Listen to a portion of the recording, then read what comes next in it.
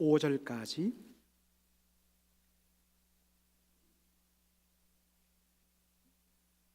신약성경 257페이지 로마서 14장 5절부터 15절까지 교독하도록 하겠습니다. 혹은 이 날을 저날보다 낮게 여기고 혹은 모든 날을 같게 여기나니 각각 자기 마음에 확정할지니라. 나를 중히 여기는 자도 주를 위하여 중히 여기고 먹는 자도 주를 위하여 먹으니 이는 하나님께 감사함이요 먹지 않는 자도 주를 위하여 먹지 아니하며 하나님께 감사하느니라. 우리 중에 누구든지 자기를 위하여 사는 자가 없고 자기를 위하여 죽는 자도 없도다.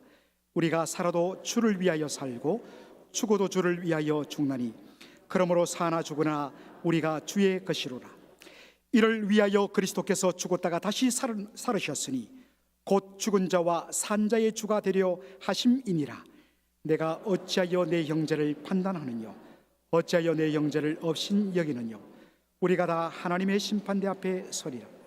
기록되었으되 주께서 가라사대 내가 살았노니 모든 무릎이 내게 꿇을 것이요 모든 혀가 하나님께 자백하리라 하였느니라. 이러므로 우리 각인이 자기를 하나님께 직고하리라. 그런즉 우리가 다시는 서로 판단하지 말고 도리어 부딪힐 것이나 거칠 것으로 형제 앞에 두지 아니할 것을 주의하라. 내가 주 예수 안에서 알고 확신한 것은 무엇이든지 스스로 속된 것이 없으되 다만 속되게 여기는 그 사람에게는 속되느니라. 다 같이요. 만일 식물을 인하여 내 형제가 근심하게 되면 이는 내가 사랑으로 행치 아니함이라. 그리스도께서 대신하여 죽으신 형제를 내 식물로 망케 하지 말라. 아멘. 하나님의 말씀입니다. 우리가 지난주에 로마 교회에 일어난 한 가지 갈등을 다루었습니다. 바로 고기 먹는 문제로 인하여 생긴 갈등이었습니다. 그런데 오늘 본문에 보면 또 하나의 갈등이 소개되고 있습니다. 그것은 바로 날에 관한 문제입니다. 자, 5절 제가 읽겠습니다. 혹은 이 날을 천하보다 낮게 여기고 혹은 모든 날을 같게 여기나니 각각 자기 마음에 확정할지니라. 이렇게 되어 있습니다. 자, 우리 구절의 영어도 좀 띄워주시고요. 여러분 보니까 여기에 이 날을 저날보다 낮게 여기고 했는데 이 사람들은 로마 교회 성도들 중에 누구를 가리킬까요? 지난주에 여러분들 의하면 그렇습니다. 유대 출신 성도들을 말합니다. 유대인 출신 성도들은 특별히 안식일을 거룩하게 지키려고 애를 썼습니다. 그래서 안식일에는 예배 드리는 것 이외에는 어떠한 것도 일해서는 안 된다고 그렇게 생각했습니다. 그런데 어떤 분들 중에는 모든 날을 똑같이 여기는, 이 모든 날은 다 주님의 날이기 때문에 똑같이 중요하게 여겨야 된다는 분들이 있었습니다. 어떤 출신일까요? 맞습니다. 로마 본토 출신 성도들은 그렇게 생각했습니다. 모든 날이 다 주님의 날이기 때문에 우리가 주일날 예배드리고 마켓 가서 장도 볼 수 있고 가족들끼리 영화도 볼 수 있고 피크닉도 갈 수 있고 무엇이 문제냐고 그렇게 생각한 것입니다.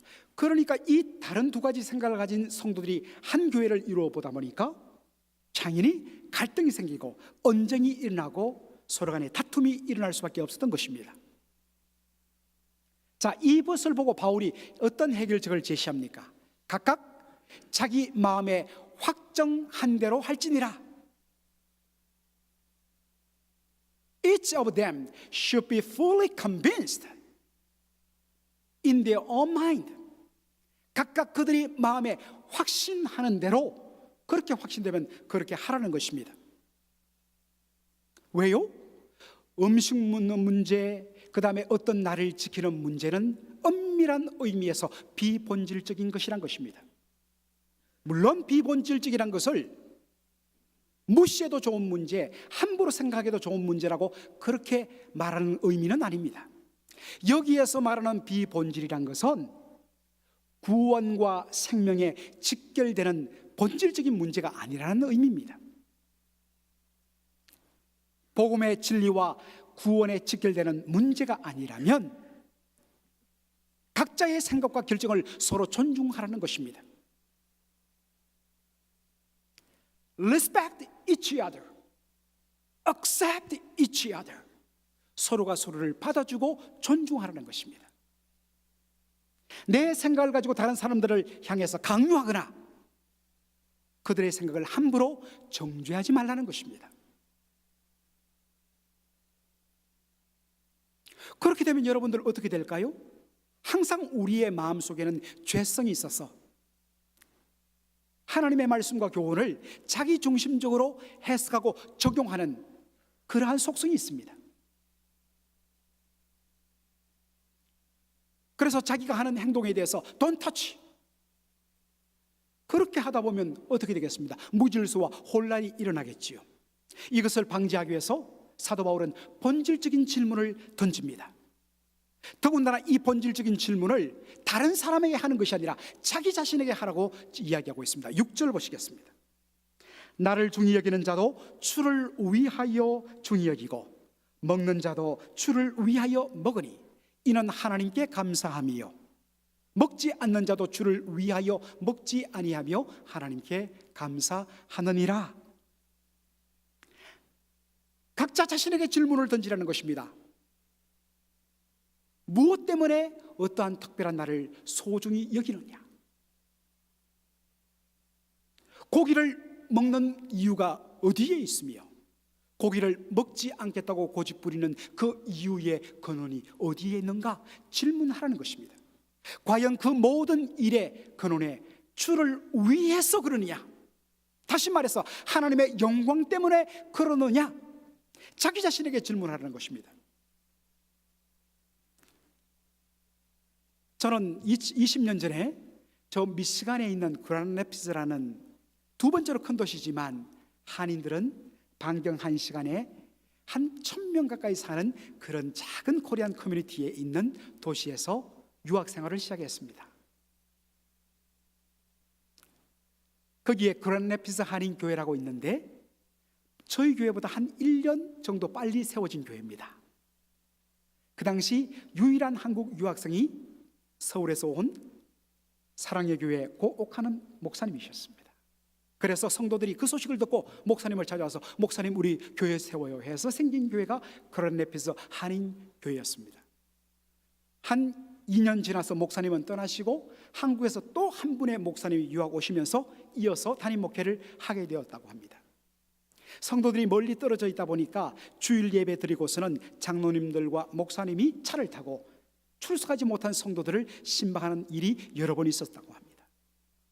멀리 떨어져 살다 보니까 성도들을 신방하고 나면 벌써 저녁이 됐다. 배가 고파옵니다.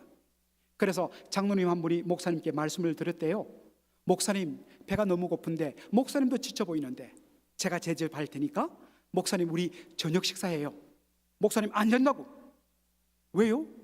주일은 성일인데 거룩하게 지켜야지 어떻게 예배 외에 우리가 돈을 쓰는 일을 하느냐고. 갑자기 장로님이 아이디어가 번뜩였답니다. 목사님 이 크레딧 카드는요 결제가 며칠 후에 돼요.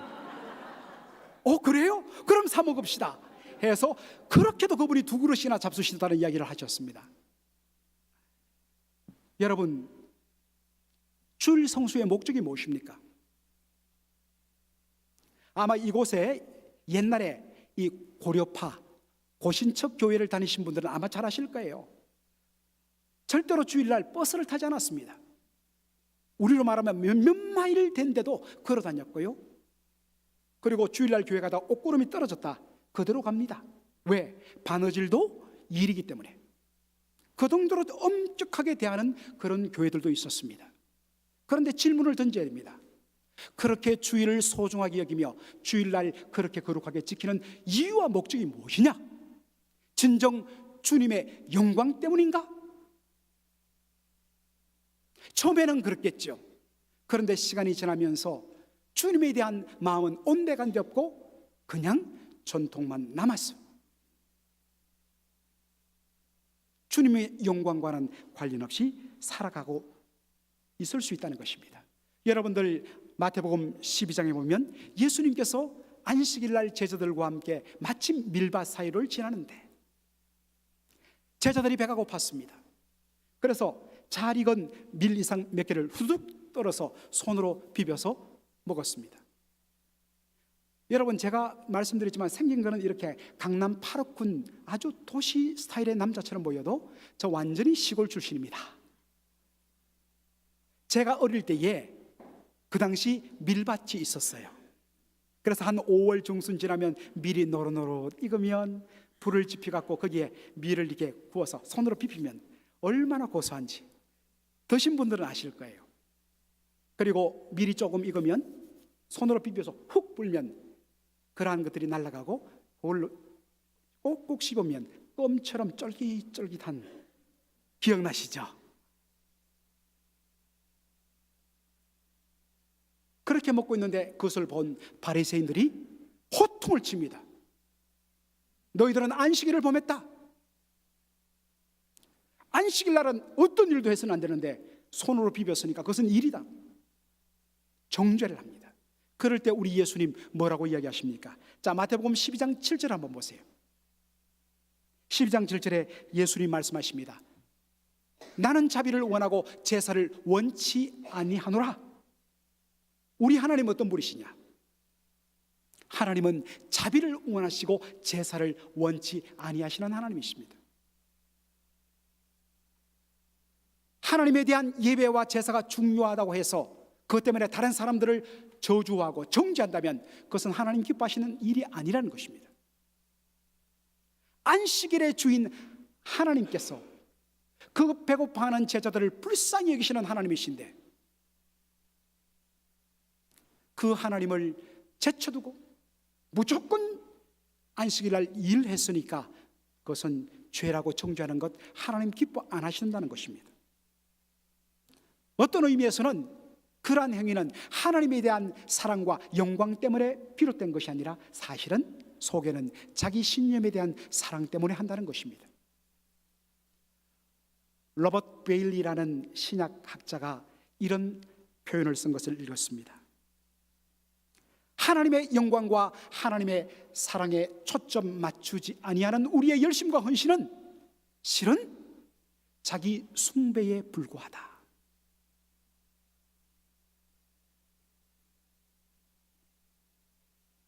성도 여러분, 우리가 하나님께 영광을 돌린다, 주를 위한다 하면 우리의 머릿속에는 하나님께 예배드리고 하나님께 봉사하고 선교하고 전도하는 이 종교적인 영역만을 하나님께 영광을 돌리는 것을 우리는 생각이 쉬운데, 우리가 잘 아는 고린도전서 10장 31절에 먹든지 마시든지 무엇을 하든지 다 하나님의 영광을 위해서 하라고 말씀하지 않습니까?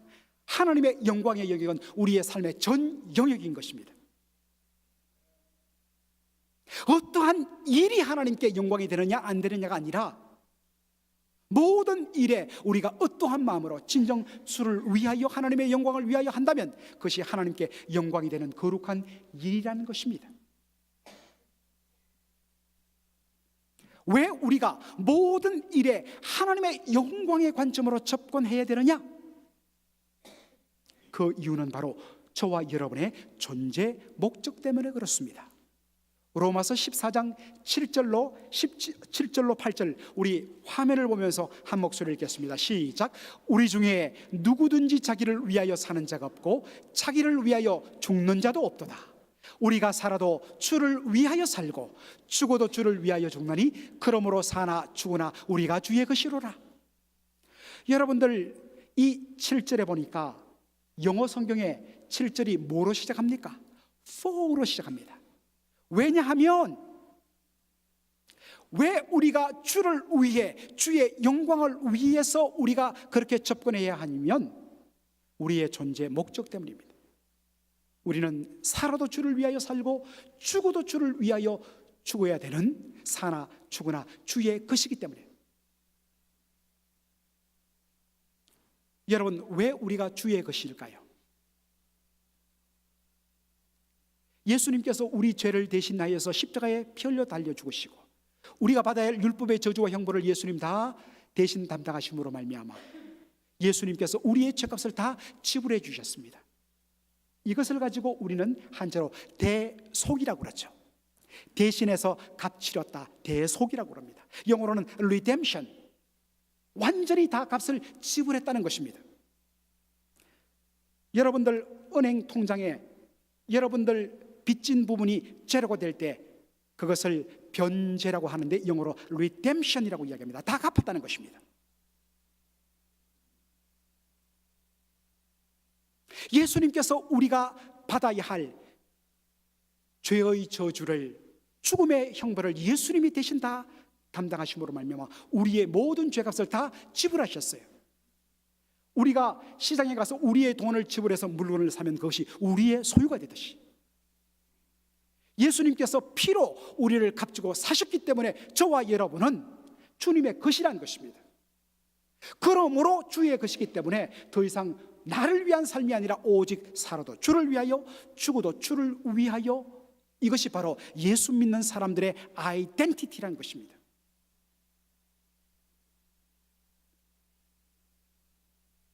그러므로 우리의 모든 삶은 주의 영광에 초점을 맞추는 삶이 되어야 합니다.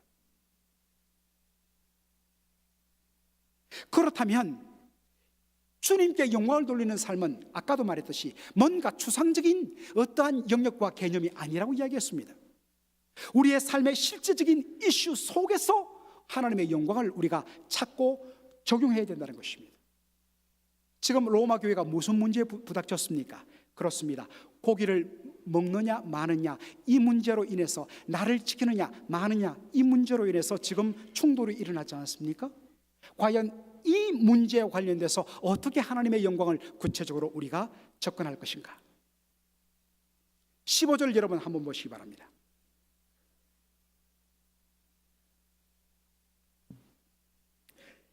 다 같이 읽을까요? 만일 식물을 인하여 내 형제가 근심하게 되면 이는 내가 사랑으로 행치 아니함이라. 그리스도께서 사랑으로 대신하여 죽으신 형제를 내 식물로 많게 하지 말라. 우리가 지난주 살펴봤듯이 음식물 자체가 우리를 속되게 하거나 거룩하게 하는 것은 아닙니다. 우상의 제물요? 우상은 무엇입니까? 우상은 실제로 존재하지 않는 가짜 신입니다. 그러므로 그 우상에게 드려진 제물은 사실 고깃덩어리에 불과합니다. 그래서 로마 출신 성도들은 고기를 먹는데 전혀 문제가 없었습니다.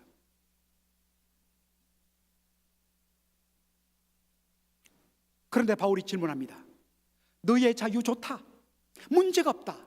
그러나 그 자유로 인해서 아직까지 그것을 받아들일 만한 마음의 준비가 되어 있지 않는, 지식적으로 준비가 되어 있지 않은, 믿음으로 준비가 되어 있지 않은 연약한 형제가 그것 때문에 실족한다면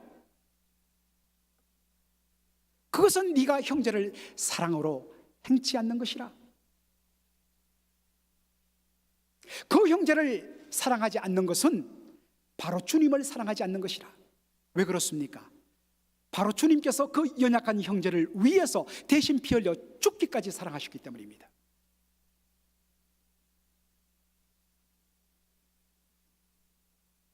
그러므로 무엇이 진정 하나님의 영광입니까? 내가 얼마든지 누릴 수 있는 자유가 있습니다.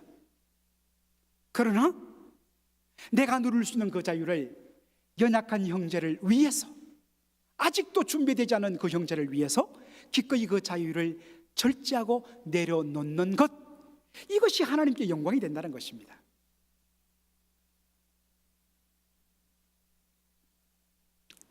제가 미시간에서 공부를 했다고 하는데 바로 칼빈 세미나리입니다. 이 칼빈 신학교는 150년, 160년 전에 저 더치, 네덜란드에서 건너온 개혁 장로교 바로 후예들이 만든 신학교입니다. 그래서 이 미시간 쪽에는 사실 이 더치 아메리칸들이 굉장히 많습니다. 그리고 우리 교회 오니까 모교 여성 모임에 커피 브레이크라는 성경 공부 교재를 쓰는데 그것이 바로 이 교단에서 만든 교재예요. 얼마나 제가 좋은지 몰라요.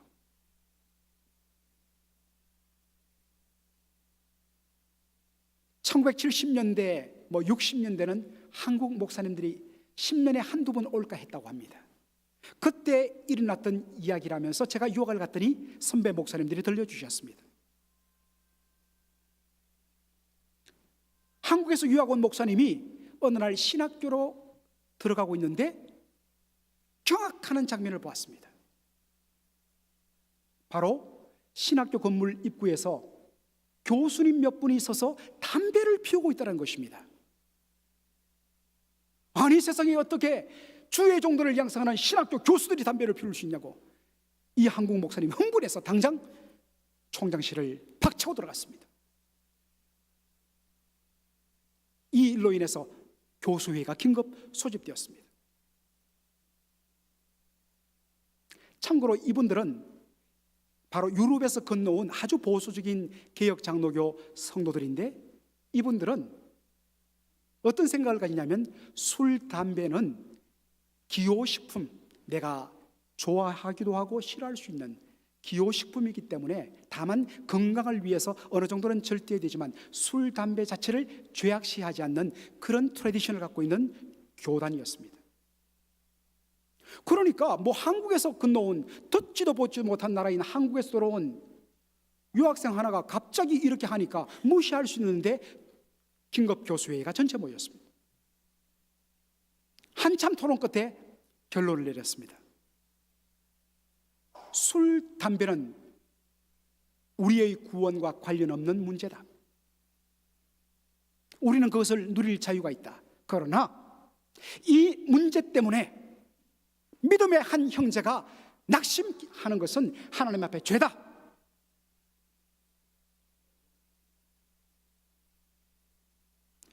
그래서 교수님 몇 분은 어차피 건강에도 좋지 않고 하도 사모님들이 바가지를 끊습니다. 담배 끊으라, 술 끊으라. 그래서 그분들은 거적시로 담배를 끊겠다고 결단했습니다. 도저히 인이 밖에서 안 되는 분들은 문을 꼭 긋고 걸고 잠그고 연구실에서 담배를 피웠습니다. 여러분, 적어도 이 정도의 넉넉함이 있어야 되지 않겠습니까? 비록 할 수 있는 자유가 있지만 한 연약한 형제를 위해서 넉넉하게 배려해 주는 이 배려, 얼마나 귀합니까? 오늘 본문 말씀 보면 사도 바울이 구체적으로 한 가지를 적용을 시켜줍니다. 13절 한번 보시죠. 다 같이 읽겠습니다. 그런즉 우리가 다시는 서로 판단하지 말고 도리어 부딪힐 것이나 거칠 것으로 형제 앞에 두지 않을 것을 주의하라. 두 가지입니다. 첫째, 서로 판단하거나 정죄하지 말라. Stop passing judgment on one another. Stop passing judgment. 정죄하지 말라는 것입니다. 둘째로, 서로 부딪힐 것이나 거칠 것으로 형제 앞에 두지 말라는 것입니다. Do not put any stumbling block or obstacle in your brother's way. 나는 괜찮지만은 이것 때문에 연약한 형제가 혹시라도 걸려질 수 있다고 생각한다면 그것을 그 앞에 두지 말라는 것입니다. 치워라는 것입니다.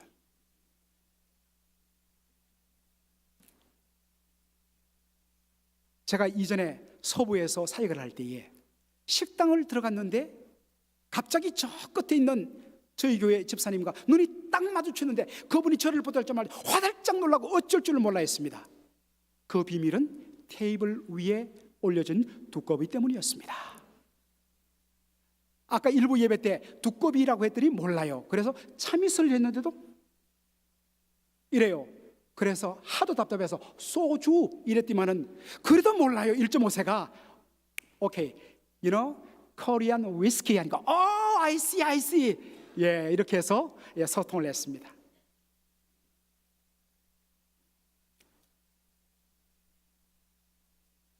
그래서 제가 어떻게 했겠습니까? 아니 이것이 무엇입니까 하면서 테이블을 엎었을까요? 안 엎었을까요? 저는 사랑이 많습니다. 다가가서 그분의 손을 붙들고 놀라지 말라, 두려워 말라, 내가 못 본 채 하리라. 이 정도는 또 센스가 있어야 되지 않겠습니까? 그래서 나중에 봤더니 그분이 다 제 식사비까지도 다 되어준다는 그런 아름다운 또 기브 앤 테이크가 있었습니다. 여러분 아십니까?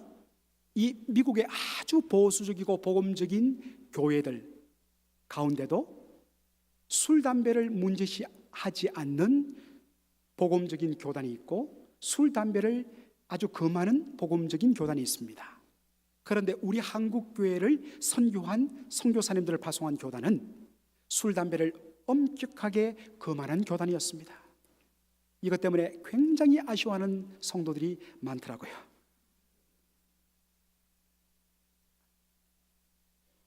많은 분들이 저한테 묻습니다. 목사님, 정말 이것이 죄가 됩니까? 안 됩니까? 제가 이렇게 대답합니다.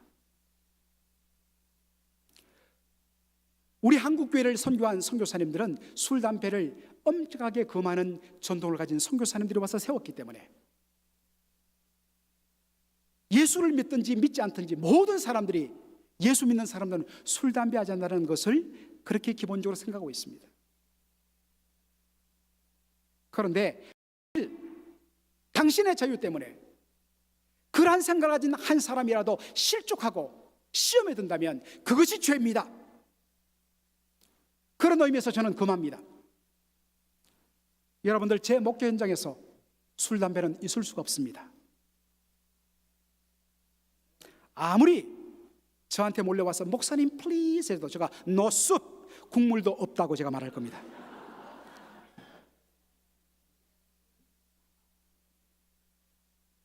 여러분들, 오늘 본문 말씀 이제 마무리하면서 오늘 본문 말씀이 우리에게 요구하는 두 가지 액션을 요구하고 있습니다. 하나는 소극적인 모습입니다. 연약한 형제를 업신여기거나 판단하거나 정죄하지 말라는 것입니다.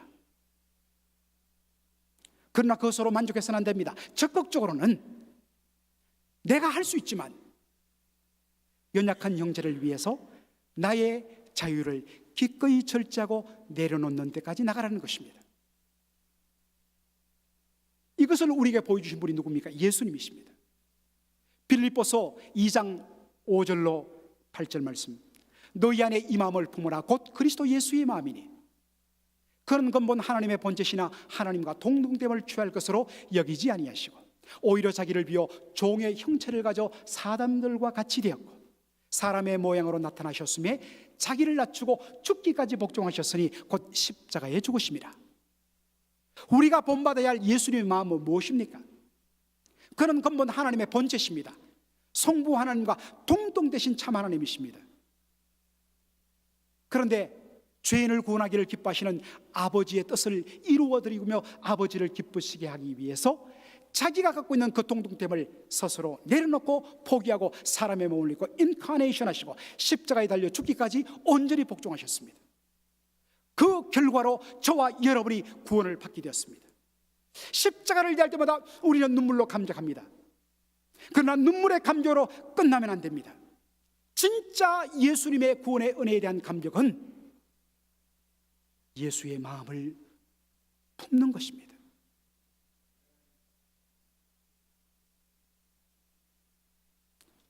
연약한 형제자매를 위해서 내가 가지고 누릴 수 있는 그 자유를 기꺼이 제한하고 기꺼이 내려놓을 수 있는 자유, 이것이 진짜 예수님의 믿는 성도의 진정한 크리스천 프리덤, 자유입니다. 사랑하는 성도 여러분, 지금 여러분이 연약한 형제자매를 위해서 기꺼이 내려놓아야 할 그 자유는 무엇입니까? 상대방에게는 관용해야 합니다. 그럴 수도 있지, 뭔가 사정이 있겠지. 기다려주고 참아주고 품어주고 관용해야 합니다. 그러나 자기 자신에게는 철저해야 합니다. 예수를 믿고 예수님의 구원의 은혜를 받고 예수를 따라간다는 제자로서 너 정말 연약한 형제를 위해서 네가 할 수 있는 그 자유를, 누릴 수 있는 자유를 기껏하게 제한하고 포기할 수 있는가? 오늘은 마더스데이입니다. 우리 어머니들 얼마나 하고 싶은 게 많았겠습니까? 얼마나 꿈 많은 소녀들이었습니까? 다 나름대로 제대로 배운 분들입니다. 그런데 가족을 위해서, 자식들을 위해서, 남편을 위해서 자기가 누릴 수 있고 하고 싶은 모든 그것들을 스스로 제한하고 포기하고 내려놓으면서 그 눈물과 헌신과 희생의 섬김으로 말미암아 오늘 당신 남편이 있었고 당신들의 자녀가 있었습니다.